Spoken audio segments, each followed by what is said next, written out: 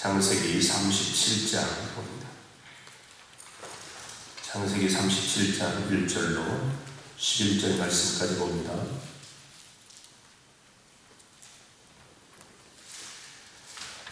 창세기 37장 1절로 11절 합독합니다. 야곱이 가나안 땅 곧 그의 아버지가 거류하던 땅에 거주하였으니 야곱의 족보는 이러하니라.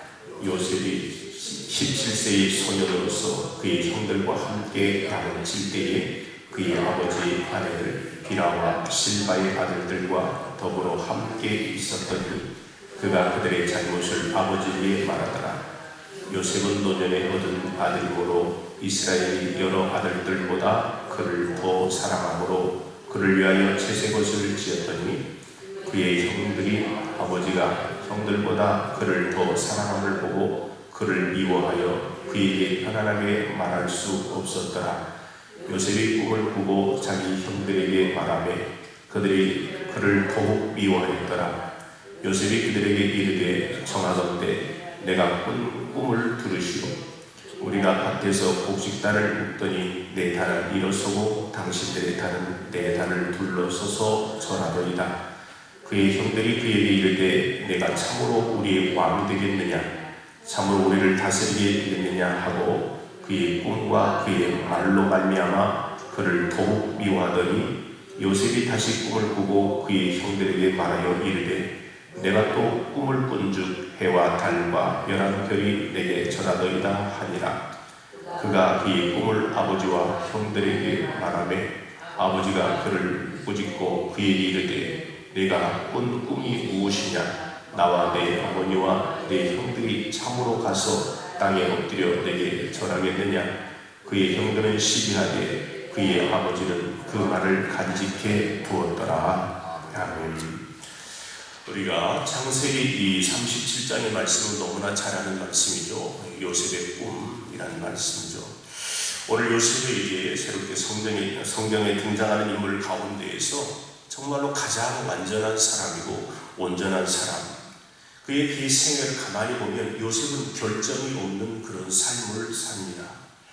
그의 종으로 팔리는 상황에서도, 그리고 억울하게 누명을 쓰고 옥에 갇히고 평생 동안 그렇게 살아감에도 불구하고 결코 누구를 원망하거나 그리고 또한 스스로 좌절하지 않았다는 것을 우리 성경을 통해서 보게 되죠. 뿐만 아니라 그는 또한 성적인 그런 유혹도 이기고 억울함 때문에 생기는 그런 마음의 울분도 이겨내는 거죠. 그는 가장 낮아지는 경험을 했고, 그리고 가장 낮은 자리에서 애굽의 총리로서 하나님의 사역을 감당하고 높은 지위로 말미암아 원수를 갚으려 하지도 아니하고 묵묵히 그의 사명을 감당하는 그런 사명자, 바로 요셉이라고 하는 분이죠. 오히려 그리고 보복을 당할까 걱정하는 형들에게 가가지고 형들이여 걱정하지 마소서, 당신의 나를 애굽에 보낸 것은 아버지의 뜻이었다라고 그렇게 이야기도 합니다. 그래서 그들을 인정해주고 또 위로해주고 격려해주고 온유한 사람으로, 그리고 용서할 수 있는 그런 인물로 성경에 등장하는 인물 가운데에서 어떻게 보면 가장 온전한 사람으로 이렇게 뜻을 그리기도 합니다. 그는 문제 해결을 하기 위해서 지혜도 있었고 다른 사람들에게 있어서 힘을 과용할 수 있는 그런 이 지혜도 있음에도 불구하고, 그럼에도 불구하고 수많은 사람들에게 영향력을 주고 그리고 다른 사람들을 세워줄 수 있는 그런 아름다운 삶을 살았던 사람이 바로 요셉이에요. 그래서 요셉 때문에 수많은 사람들이 굶주린 가운데에 어떻게 합니까? 양식을 나누면서 배불리 먹였던 그런 풍요로운 삶을 살았고, 그리고 다른 사람들에게 그만큼 영향력을, 풍성한 영향력을 발휘했던 사람이 요셉이었다라고 하는 거죠. 그렇기 때문에 주경학자들은 이야기합니다. 바로 요셉이 예수님을 상징하는 그런 모형으로서 바라고 있다. 그래서 요셉이라고 하는 사람은 그림을 통해서 누가 그려져 있냐, 그 속에 요셉의 생애를 통해서 예수님의 생애가 그 속에 그려져 있다. 이렇게 해서 예수님의 그 모형으로서 그렇게 이야기도 합니다. 이와 같이 요셉이라고 하는 사람은 그만큼 낮은 자리에서 최선을 하고 어떤 환난과 역경 가운데서도 믿음이 흔들리지 않고 원수를 원수로 갚지 않냐, 늘 관용하며 용서하며 온유한 심령이 되었다라고 하는 것이죠. 저는 과연 이 요셉이라는 사람을 볼 때에 그렇게 할 수가 있었을까? 여러분, 가정의 환경을 한번 보시기를 바랍니다. 가정의 환경. 그 요셉의 아버지는 야곱이죠. 야곱은 아주 복잡한 그런 관계 속에서 여자 4명의 와이프가 있었어요. 비록 레와와 라헬이지만 거기에 실바와 비라까지 합친다면 4명의 그 부인과 그 4명에서 나온 그 자녀들, 그래서 어떻게 합니까? 서로 아들을, 그리고 서로 남편을 차지하려고 그렇게 시기하고 원망하고 질투하는 그런 가운데에서 이 12아들이 자라나게 됩니다. 이런 환경 속에서 자라난 이 아이들이 온전하게 자라날 수 있었을까요? 그들은 태어나면서부터 계파를 따졌을 것입니다. 어느 편에서 해야 되는 것인지 이런 계파, 가족 간의 형제들 가운데에 서로 미워하고 질투하고 시기하는 그런 구조 속에서 자란다고 하는 거죠. 그래서 이런 갈등의 구조 속에서 뭡니까? 자라나다 보니까 성격이 욱하는 성격들, 분냄과 그리고 성격들이 잘못 그런 장애들이 있는 그런 성격으로 자라나게 되죠. 그 결국은 어떻게 합니까? 우리가 잘 아는 대로 우리 창세기 34장에 보면 디나의 강간 사건이 일어나지 않아요. 그래서 어떻게 합니까? 하몰의 집안의 모든 것들을 할례해야만이 우리가 너희들과 한 민족이 되겠다. 그래서 할례하고 나서 제일 아플 때 3일에 되는 날 레위와 시몬을 데리고 모두가 다 가가지고 말이에요. 거기 있는 이 하몰의 집안을 다 멸하는 그런 모습을 보게 되죠. 이때부터 야곱은 자녀들을 통솔할 수 없는 통솔자가 되었습니다. 어렸을 때는 힘으로 억압을 하니까 이 아이들이 잘 이렇게 했지만 머리가 크게 되면 이제 통솔을 하지 못하죠. 머리가 크니까 말이죠. 그렇게 되다 보니까 자식들을 통솔할 수 있는 능력이 상실되어지는 것을 보게 됩니다. 루벤은 어떤 사람입니까? 자기의 야곱의 척인 이 빌하를 갖다가 강간합니다. 이렇게 통과했지만 아버지 야곱 어떤 말은 하지도 않냐고 침묵하면서 지내는 모습을 보게 됩니다. 그 후에 야곱은 사랑하는 자녀들이 잘못을 저질러도 거기에 지적할 수 없는 그런 통솔력을 잃어버렸습니다. 오늘도 마찬가지입니다. 형들이 서로 형제들까지 미워하는데 이 요셉이 채색옷을 입으더니 불구하고 밖에 나가서 짐승에 찢겼다 이야기를 하더라도 거기에 사실인지 진위를 파악하지 못하고 그대로 그냥 머무는 그런 모습을 보게 되죠. 이와 같이 우리는 가정의 환경이 얼마나 중요하다는 것을 너무나 잘 알고 있습니다. 불행한 가정 또한 한 번도 사랑받지 못하는 그런 사랑하는 사람들이 이 세상에 살아갈 때 비관적인 모습으로 살아가고 그리고 또한 성장이 되더라도 거기에 그런 장애인 요소가 있어서 불을 내거나 혈기를 내거나 그런 어떤 다른 방향으로 이 삶이 나오는 것을 보게 됩니다. 그런데 오늘 이 정반대로 요셉이라는 분은 정반대의 모습을 지금 우리에게 보여주고 있어요. 오늘 그 이유가 어디에 있냐? 첫 번째로 여기서 모두가 다 하나님의 은혜였다라고 하는 사실입니다. 가정에서 이 가정, 야곱과 같은 이런 가정, 그런 가운데에서도 이 요셉이 이렇게 건강하게 잘 자랄 수 있었다는 것은 오직 하나님의 은혜였다라고 하는 거죠. 그러므로 하나님의 은혜는 우리가 이성적으로나 또한 인간적인 모든 것들을 초월하는 거죠. 어떤 원인이 있기 때문에 바로 결과가 나타난다라고 하는 이 사건, 그리고 또한 합리적인 것, 그리고 또한 과학적인 이 모든 것들을 한계를 뛰어넘는 것이 바로 하나님의 은혜예요. 반드시 그런 가정에서는, 불화한 가정에서는 이렇게 레위와 시몬처럼 만약 혈기가 왕성한 그런 것에서 뭔가 들춰내는 그런 모습이 나와야 되는데 전혀 나오지 않는 모습. 이와 같이 이것이 바로 뭐냐? 바로 하나님의 은혜라고 하는 것입니다.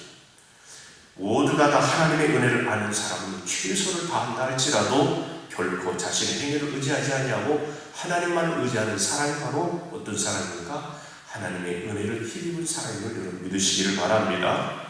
이 은혜를 인정하는 사람은 자신의 지식에 의존하지 아니하고 합리적인 방법에 의존하지 아니하고 오직 하나님 앞에 달려나가며 하나님만 의지하고 하나님 앞에 맡기며 기도하는 사람임을 믿으시기를 바랍니다. 우리가 사랑하는 자녀들을 양육할 때 보면 어떻게 합니까? 하나님의 은혜가 아니면 이 아이들의 심정을 온전하게 자라나게 할 수가 없죠. 그죠? 내 마음대로 할 수 없는 것이 자녀들이 자녀들이 있는 것을 우리는 인정합니다. 그러나 그들의 심성이 올바르고 또한 믿음이 올바르게 자라나는 것은 오직 하나님의 은혜로 된 줄을 믿습니다. 은혜가 없이는 여러분 인격적인 변화도 일어날 수가 없고, 하나님의 은혜가 없이는 여러분 믿음이 성장할 수도 없고, 그 아이들이 온전하게 자라날 수도 없는 것이에요. 그들의 인격과 성품은 하나님이 하나님께서 주셔야만이 된 줄 믿습니다. 그러므로 우리가 염려한다고 해서 우리 사랑하는 자녀들이 자녀의 키를 자랄 수 있겠느냐라고 주님 말씀하지 않습니까? 이와 같이 우리의 자녀들, 우리의 가정, 이 모든 것은 하나님의 은혜로 된 줄을 믿고 나아가는 것입니다. 오늘 우리는 야곱의 가정에서 태어난 이 요셉을 보면서 다시 한번 하나님의 은혜의 역사를 기억하고 더욱더 하나님의 은혜를 사모하며 하나님의 은혜를 구할 수 있는 믿음의 성도가 되어야 될 줄을 믿습니다. 특별히 이 가정에 가는 더욱더 그래야 될 줄을 믿어요. 두 번째로 바로 이 요셉은 바로 꿈의 사람이기 때문에 그랬다라고 하는 것입니다. 누가 이런 말을 했던 것이 기억납니다. 꿈을 꾸는 것은 사람이지만 그 사람을 만들어가는 것은 그 꿈이 만들어간다고 이야기합니다. 그렇죠. 우리가 꿈은 꾸지만 꿈이 우리를 만들어가는 거죠. 요셉을 탁월한 인물로 완벽한 그리스도의 모형으로 그렇게 잘 자랄 수 있었던 것은 그가 가지고 있는 이 꿈이었다라고 하는 사실입니다. 오늘 탁월한 인물로 완벽한 그리스도의 모형으로 나타난 것은 꿈이 있었기 때문에 비록 노예의 삶일지라도, 비록 어떻게 합니까? 감옥살이를 한다 할지라도, 그들의 환경과 역경을 가만히 보면 절망 가운데 있을지라도 뭡니까? 거기에 꿈이 있었기 때문에 견딜 수 있었다라고 하는 겁니다.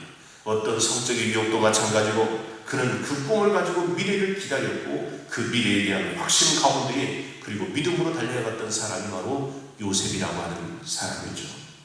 성경에서 이야기하는 꿈은 우리가 가지고 있는 인간의 야망과 그리고 욕심이 아닌 다른 사람들에게 유익을 줄 수 있는 것, 그리고 다른 사람들에게 영향을 주는 것이 바로 성경에 말하는 꿈이라고 하는 것입니다.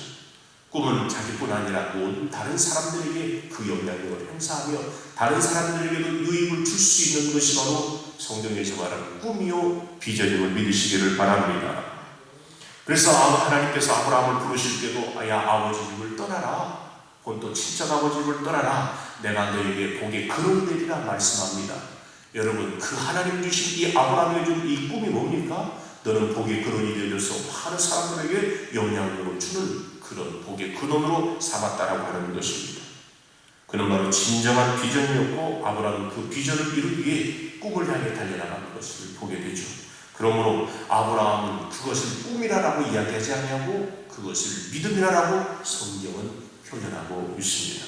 그러므로 때로는 꿈이라고 하는 것과 믿음이라고 하는 것이 바로 동의어로 사용될 때가 있습니다.